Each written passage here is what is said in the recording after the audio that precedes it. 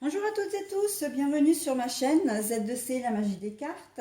Je vous retrouve pour les énergies de ce week-end des 5 et 6 mars 2022 et nous allons étudier le signe des Capricornes avec les cartes astrologiques de Haut Delphinium bleu.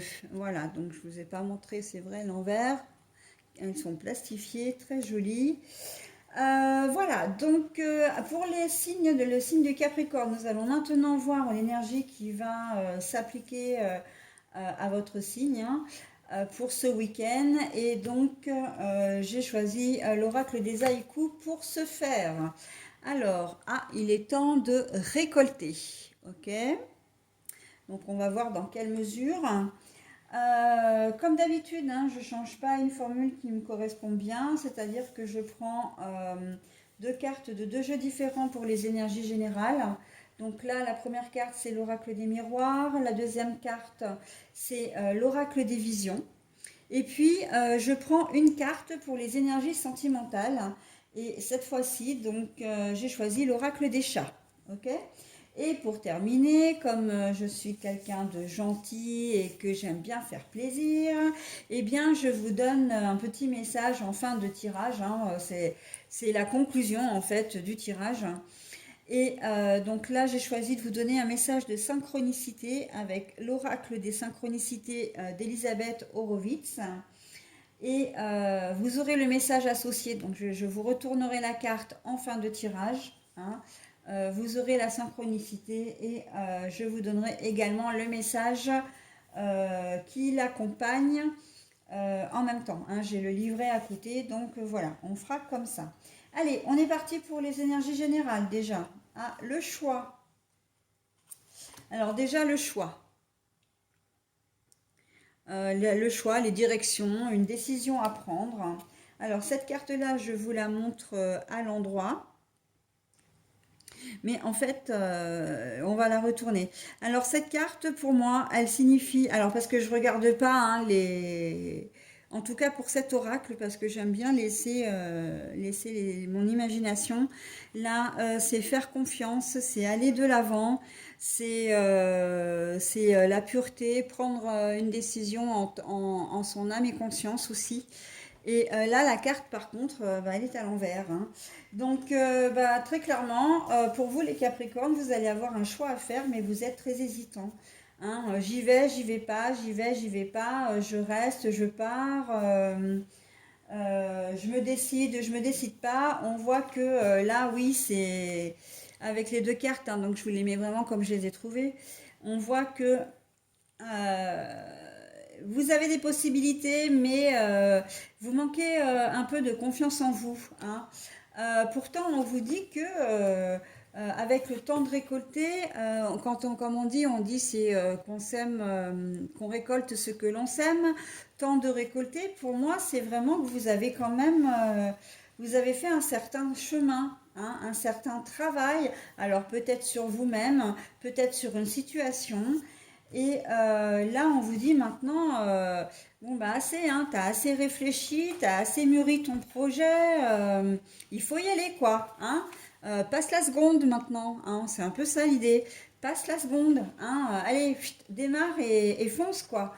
Ne regarde plus en arrière. Hein. Là, on vous demande vraiment d'aller de l'avant, même si vous êtes encore hésitant. Alors, hésitant sur quoi?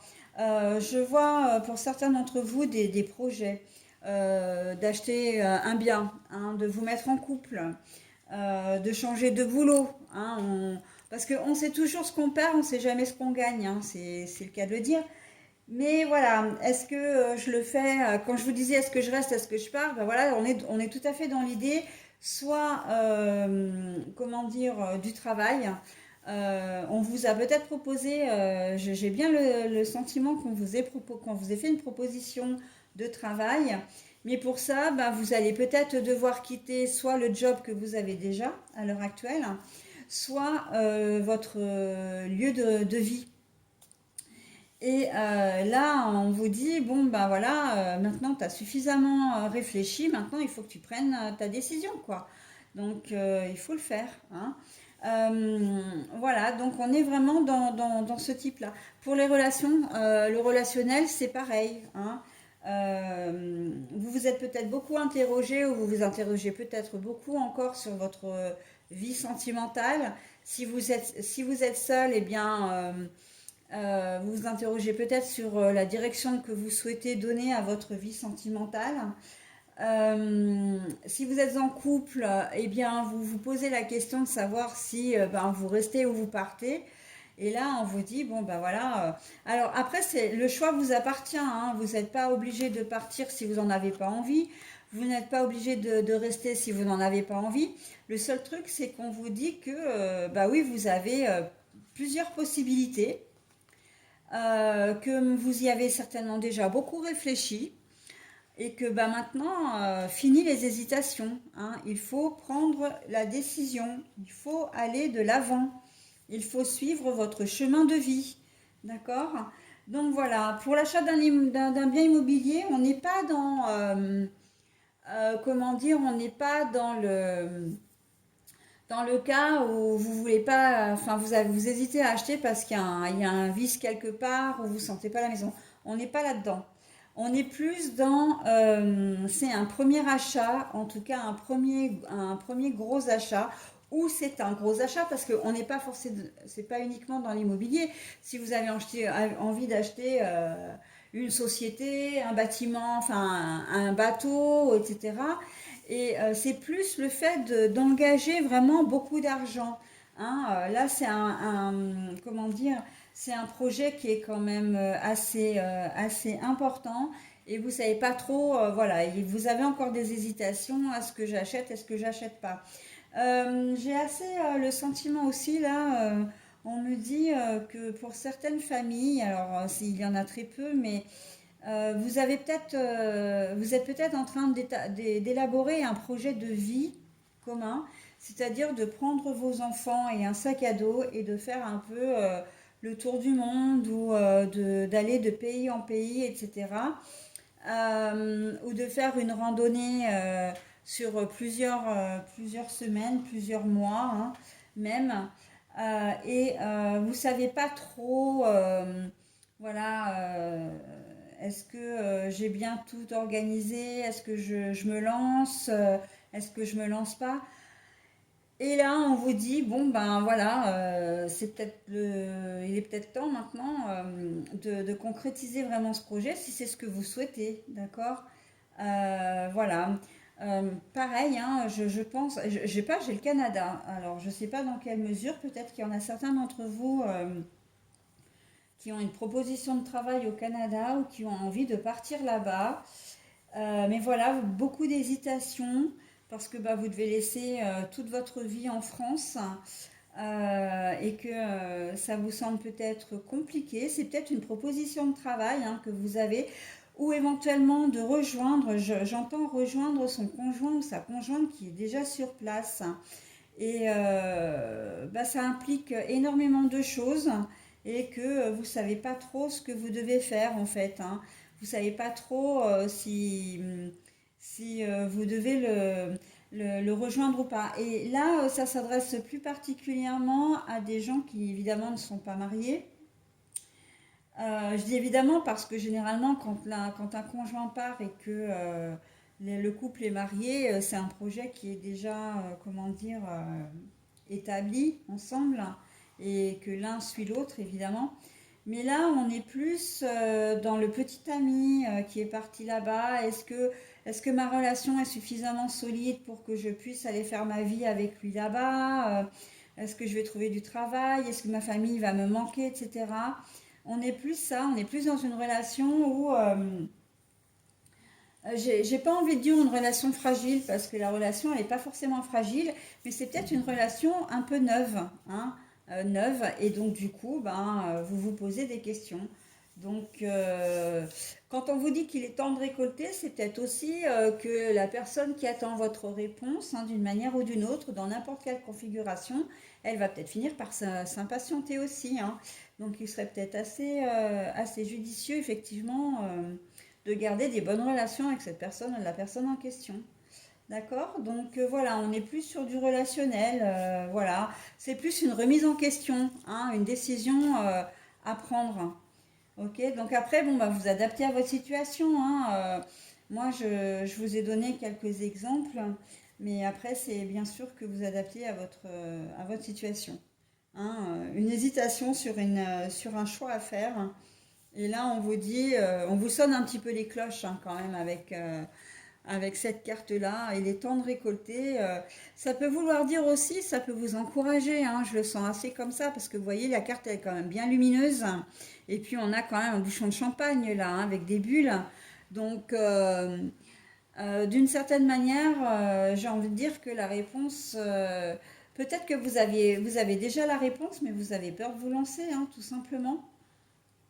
Vous savez peut-être déjà ce que vous voulez faire, mais vous avez peur de vous lancer. Donc là, on vous exhorte un petit peu, hein, c'est bon, allez maintenant, hein, passe la seconde, hein. Voilà, allez, on va voir la carte du sentimental, l'individualité. Ah bah tiens, donc week-end en amoureux, vous oubliez, hein, j'ai envie de dire. Parce que vous n'en aurez pas envie, vous allez avoir surtout envie de vous retrouver un peu seul. Si vous êtes célibataire, vous n'allez pas avoir envie de faire de nouvelles rencontres.